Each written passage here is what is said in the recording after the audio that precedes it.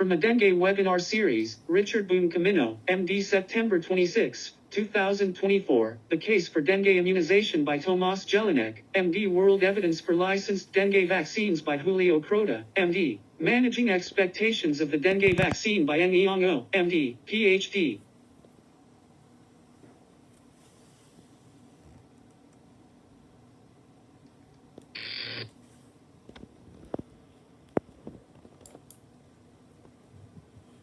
One, The Case for Dengue Immunization by Tomas Jelinek, MD, Monday, February 24, 2025. Dengue has emerged as a major threat, as a pandemic actually, and the World Health Organization, WHO, this year talked of a dramatic increase of numbers in many endemic countries. The maps from earlier this year showed, especially, increases in Latin America and in Southeast Asia and Latin America. The Pan American Health Organization showed for the first 31 weeks of the year, 11 million suspected dengue cases. This is a number we never had before. It's the highest it's ever been seen and about 6,290 deaths. Fortunately, the case fatality rate in dengue is low, but the pressure on the health systems in affected countries is great because the numbers of patients are so dramatic, and they are increasing year after year. Similar, not quite as dramatic, has been an increase in numbers in Southeast Asia, especially in countries like Malaysia, Cambodia, and others. For the first weeks of the year, dengue numbers decreased a little bit, and even Singapore, which has been priding itself with strict dengue control measures, saw an increase in the first weeks of 2024.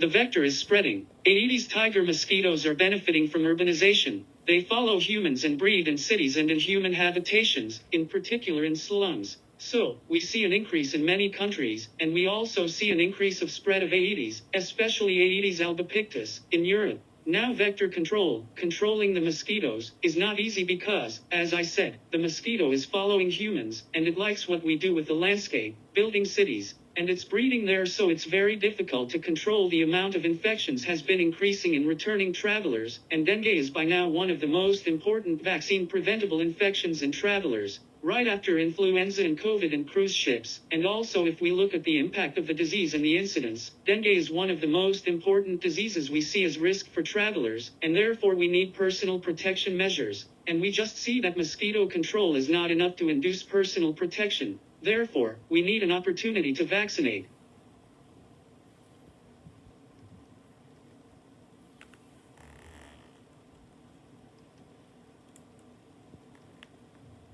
And, so, summing all this up, an effective protection against dengue is important for European travelers and in the long term for European potential transmission areas as well.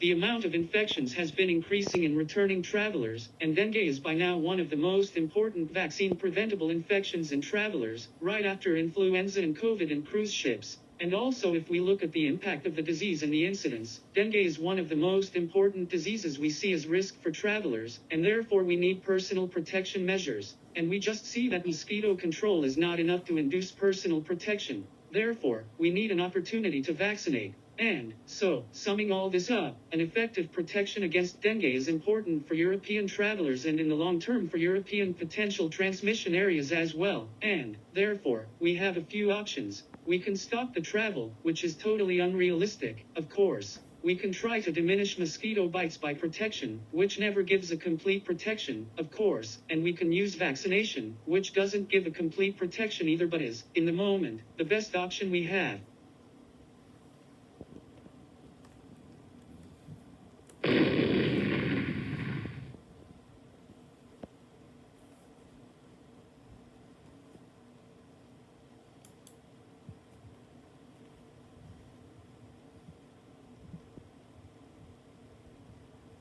And, so, summing all this up, an effective protection against dengue is important for European travelers and in the long term for European potential transmission areas as well. And, therefore, we have a few options. We can stop the travel, which is totally unrealistic, of course. We can try to diminish mosquito bites by protection, which never gives a complete protection, of course, and we can use vaccination, which doesn't give a complete protection either but is, in the moment, the best option we have. 2. Julio Crota, MD, PhD. Hello, I'm Julio Crota, Professor of Medicine at Federal University of Mato Grosso do Sul and Yale School of Public Health and researcher at the Oswaldo Cruz Foundation in Campo Grande. Real-world evidence for licensed dengue vaccines.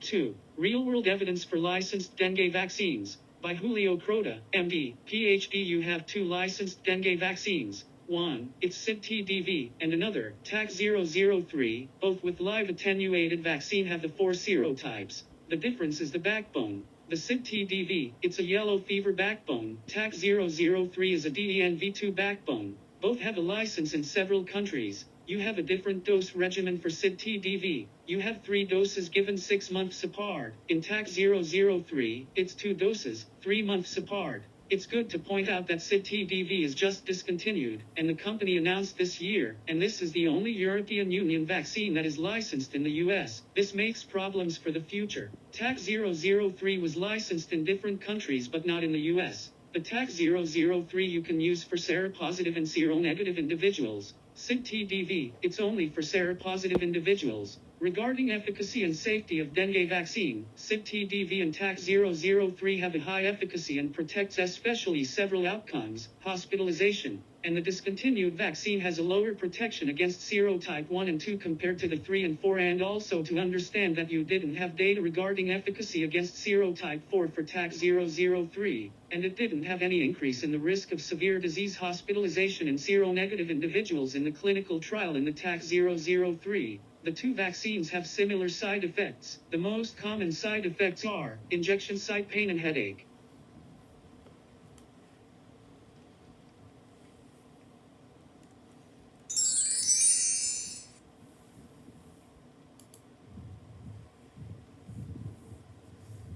Efficacy and safety of licensed dengue vaccines. Both CID-TDV and TAC-003 are highly efficacious in protecting against severe outcomes including hospitalization and dengue. CID-TDV, lower protection against VCD from serotypes DENV1 and DENV-2 than from DENV-3 and DENV4. Please note, VCD refers to virologically confirmed dengue, a term used to describe dengue cases confirmed through laboratory testing, and is a key outcome measured in dengue vaccine efficacy studies. TAC-003, no efficacy demonstrated against DENV, no increased risk 3 in seronegative individuals, not enough cases to assess DENV4, no increased risk or severe disease in seronegative individuals. The two vaccines have similar AE, the most common being injection site pain and headache. An adverse event following immunization, EFI, is defined as any untoward medical occurrence following immunization which does not necessarily have a causal relationship to the vaccine. The adverse event may be any unfavorable or unintended sign, abnormal laboratory finding, symptom or disease.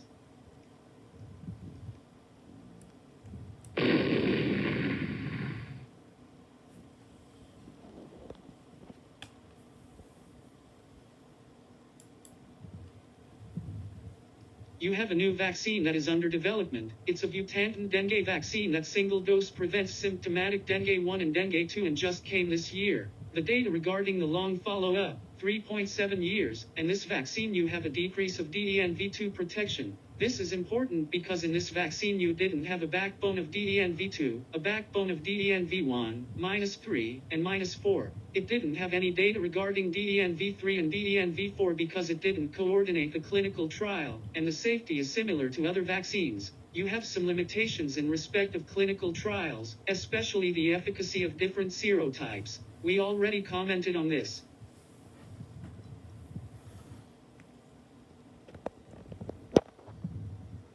You have a new vaccine.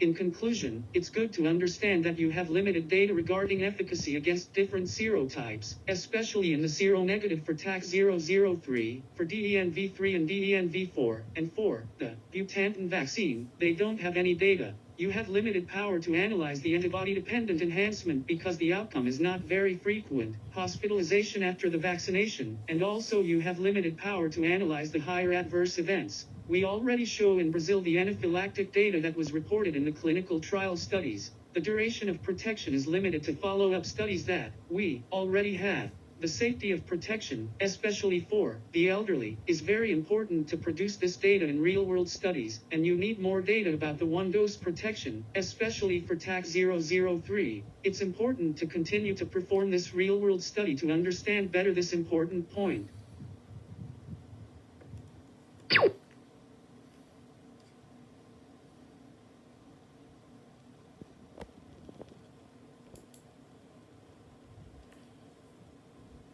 Expert insights on clinical limitations of clinical dengue vaccines. Efficacy against different serotypes. TAC003, not enough cases to assess DENV3 butantan, not enough cases to assess DENV3 and DENV4. Limited power to analyze AD. TAC003, no increased risk for severe disease or hospitalization in seronegative individuals. Butantan, hospitalization is not the outcome evaluated. Limited power to analyze rare AD. TAC003, most common AE were injection site pain and headache. Butantan, hospitalization was not the outcome evaluated. Limited power to analyze AD. TAC003, most common ADE were injection site pain and headache. Butantan, TAC003, most common ADE were injection site pain and headache. Duration of protection. TAC003 4 to 5 years. Butantan 3 to 7 years. Safety protection in different age group. TAC003 4 to 60 years old. Butantan 2 to 59 years old.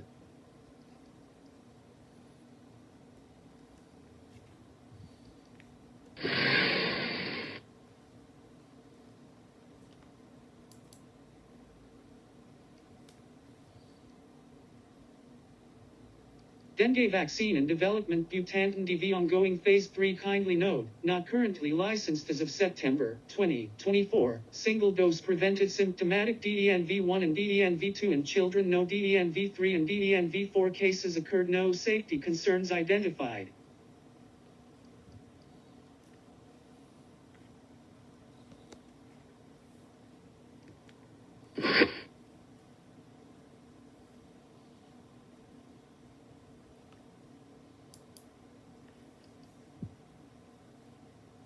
Nyong-o, MD, PhD. Hello, I'm Nyong-o, professor in the program in emerging infectious diseases at the Duke NUS Medical School in Singapore. Welcome to this last chapter titled Managing Expectations of the Dengue Vaccine. Why is vaccination important? I think essentially you would have heard from the others in this series on where vaccine development is at in the world. I think the case for dengue vaccine is perhaps very well illustrated by the experience in Singapore. Now, obviously, because dengue is transmitted by the Aedes aegypti mosquito, then if you lower the Aedes aegypti mosquito population, then technically and theoretically, it should lead to dengue control, and indeed, that was the experience in Singapore. In the dengue history in Singapore, it can perhaps be divided up very nicely into 3 phases. The first phase was in the 1960s, when epidemic dengue first emerged in Singapore, where every 3 to 5 years, we had epidemics of dengue, and because of these epidemics, the Ministry of Health of Singapore decided to control the mosquito population. So starting from about 1970, they implemented a series of control measures that's directed at reducing the available breeding habitats for mosquitoes, so that over time, the mosquito population plunged to the extent that between 1975 to,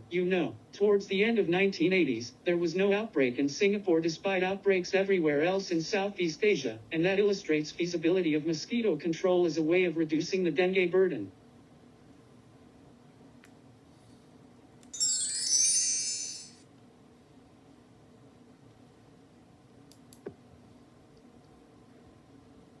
However, reducing mosquitoes would also lead to reducing virus transmission in the population. Hence, over time, between 1970 to the early 1990s, the population that grew up in Singapore became less and less immune to dengue, such that starting from the early 1990s, epidemic dengue re-emerged in Singapore such that we now have epidemics once every 7 to 9 years. So that illustrates, therefore, the need for somehow incorporating measures that elevate the immunity levels in Singapore whilst we suppress the mosquito population.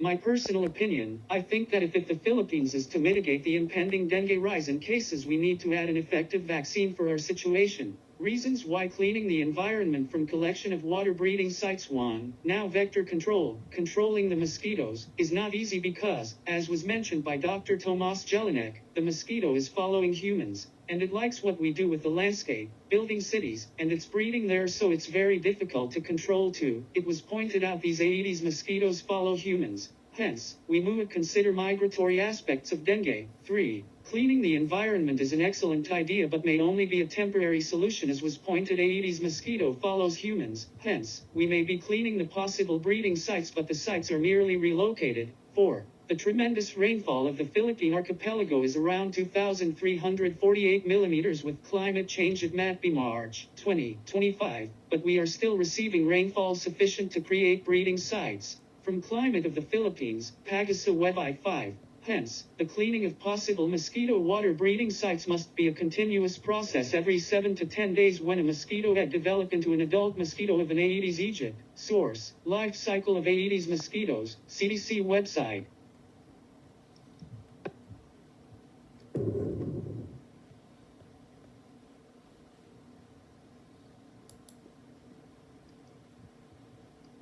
My suggestions: 1. I suggest that the Infectious Diseases section of DOH and Medical Infectious Diseases medical societies in the Philippines, like Philippine Society for Microbiology and Infectious Diseases, suggest a medical test to determine previous serotype of dengue infection, spike serotype of previous dengue infection epidemic in that region, to determine the current serotype and to recommend a suitable dengue vaccine, if ever, to the current dengue rise in cases. This is to prevent antibody-dependent enhancement as the dreadful memory of 2016 which resulted deaths. Source: The Dengue Vaccine Dilemma by Chris Lowe, December 16, 2019. ADE occurs when the antibodies generated during an immune response recognize and bind to a pathogen, but they are unable to prevent infection. Instead, these antibodies act as a Trojan horse, allowing the pathogen to get into cells and exacerbate the immune response.